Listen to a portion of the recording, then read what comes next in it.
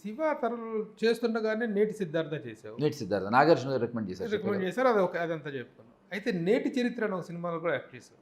చేసావు. నేటి చరిత్ర అనే సినిమాలో నువ్వు బుక్ అవటం, నేటి చరిత్ర ముత్యాల సుబ్బయ్య గారి డైరెక్షన్ లో. నేటి చరిత్ర ముత్యాల సుబ్బయ్య గారి సినిమాలు నేనేం చేయలేదు. చేయలేదు, సినిమాలో చేయలేదు, కానీ సినిమాలో బుక్ అయ్యావు. బుక్ అయిన తర్వాత ఒక ఇన్సిడెంట్లో నిన్ను బయటికి గెంటేసి, తను ఆ గెంటేసిలో ఒక ఆనందం, నిన్ను గెంటేసి అని ఒక ఆనందంతో చెప్పాడు.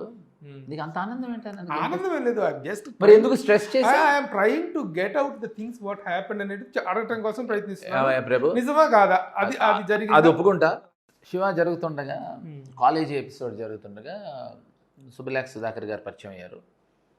One of the finest human beings and most under rated actor, one of the finest actors. అంటే అసలు అండర్ పర్ఫార్మెన్సు, ఆ సబ్డ్యూడ్ పర్ఫార్మెన్సు చేయటంలో he's one of the pioneers, extraordinary.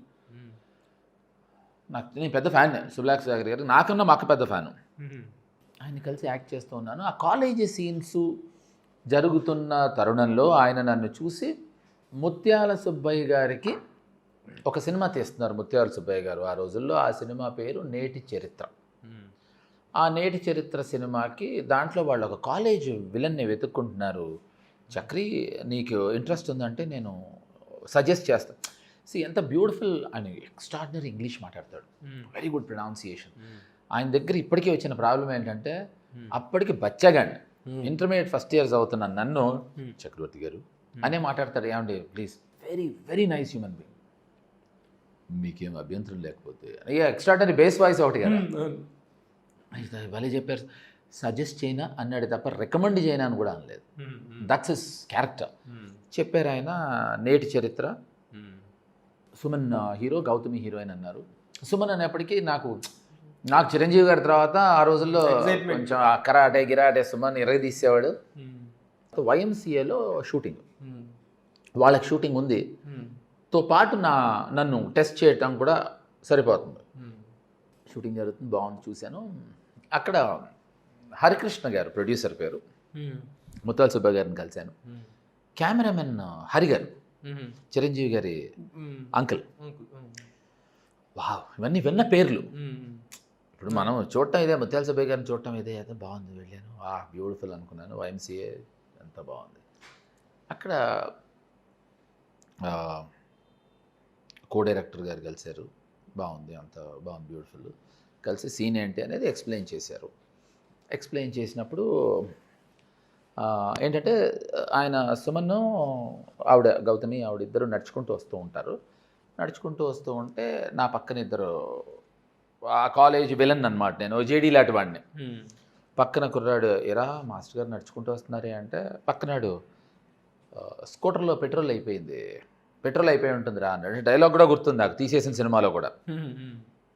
నా డైలాగ్ ఏంటంటే, అరే పెట్రోల్ అటు అమ్మాయి పక్కన ఉండగా స్కూటర్ ఎందుకు, ఎడిషనల్గా పెట్రోల్ ఎందుకు అనగానే, సుబ్బయ్య గారు నువ్వు బాగా అండర్ పర్ఫార్మెన్స్ చేసినా చాలా బాగా చేసావు, ఎస్ అన్నారు ఆయన. థ్యాంక్ యూ సార్ అన్నా. అయిపోయింది. ఆ లోపల వైఎంసీఆర్ రూమ్ లోపల కూర్చున్నా నేను. చెప్తామన్నారు అంటే ఇంకెవరో కూడా వాళ్ళు కన్సిడరేషన్లో ఉన్నారేమో అని ఒక డౌట్లో ఉన్నా నేను, నాకు క్లారిటీ లేదు. మార్నింగ్ 11 o'clock చేశారు ఇది నాతోటి. 4 o'clock ఇంకో సీన్ టెస్ట్ చేస్తామన్నారు, ఎందుకంటే చిన్న సీనే, కొంచెం పెద్ద సీన్ టెస్ట్ చేసి అప్పుడు డిసిషన్ తీసుకుంటామంటే కూర్చున్నా. ఒక్కసారి నాకు చెప్తారండి అవగాహన అంటే, అవగాహన కోసం అంటే సరే అని, చాలా హడావుడి, చాలామంది అటు ఇటు తిరిగేస్తున్నారు. ఒక రకమైన ఆ షూటింగ్ అట్మాస్ఫియర్లో రఫ్గా, ఇది చాలా కొత్త కైండ్ ఆఫ్ ఫిల్ము, ఇప్పటివరకు ఎప్పుడు రాలేదు, చాలా కొత్త కైండ్ ఆఫ్ ఫిల్మ్ ఇది అని చెప్పి నాకు లైన్ చెప్తా ఉంటే, అటు నుంచి ఇటు నుంచి తిరుగుతున్న హరికృష్ణ గారు కూడా వచ్చారు, ప్రొడ్యూసర్ గారు ఆయన, if I remember his name rightly.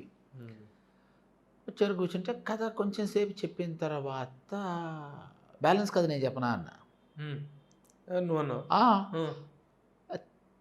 వాళ్ళిద్దరితో పాటు హరికృష్ణ గారు కూడా, అదే నీ కథలా తెలుసు మా కథ అంటే, సుబ్బిలాక్ సుధాకర్ గారు బహుశా ఏమైనా చెప్పేశారేమో అనే ఉద్దేశం. సుధాకర్ గారు చెప్పారా అని, కాదు సార్ నాకు తెలుసు సార్ కథ అన్న. చెప్పంటే చెప్పా బ్యాలెన్స్ కథ. అసలు హరికృష్ణ గారు షాక్, వీళ్ళిద్దరు షాక్. ఎలా తెలుసు నీకు కథ అన్నారు. సరే ఇది క్లాస్ ఆఫ్ 1984 కదండి, సినిమా చూశాను నేను అన్న, ఇంగ్లీష్ ఫిల్మ్.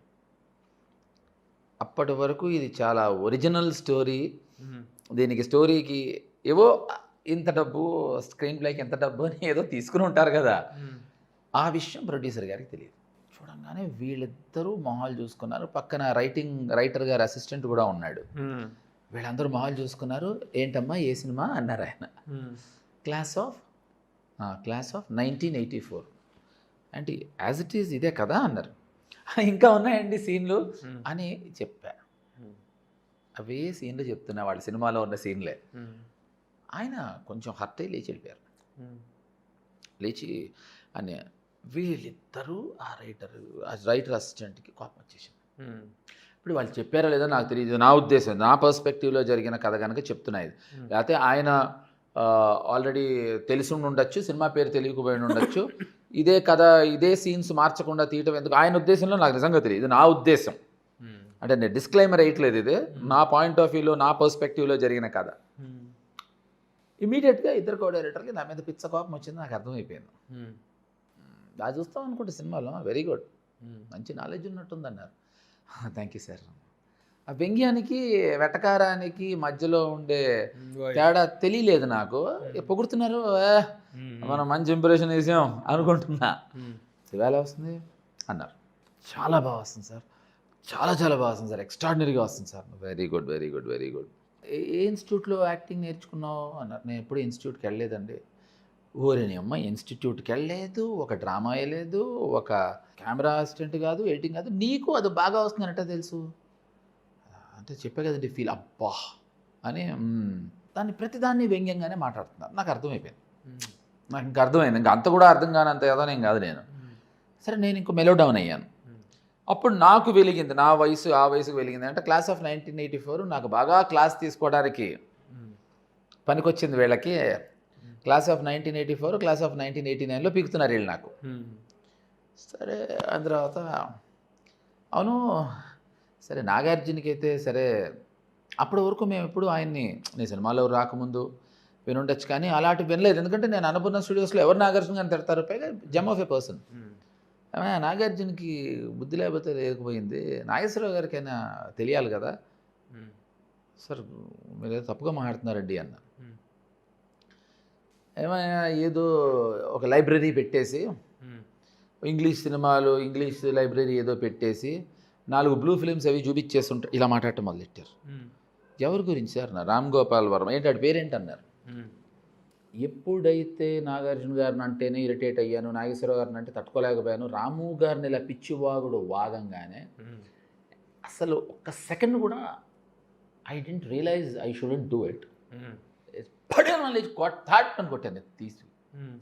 ఫస్ట్ అతను పక్కన కూర్చున్న రామారావు షాక్ అయ్యి ఒక 3 ఫీట్ వెనక్కి అని అరుస్తే వెనక్కి వెళ్ళాడు ఆయన.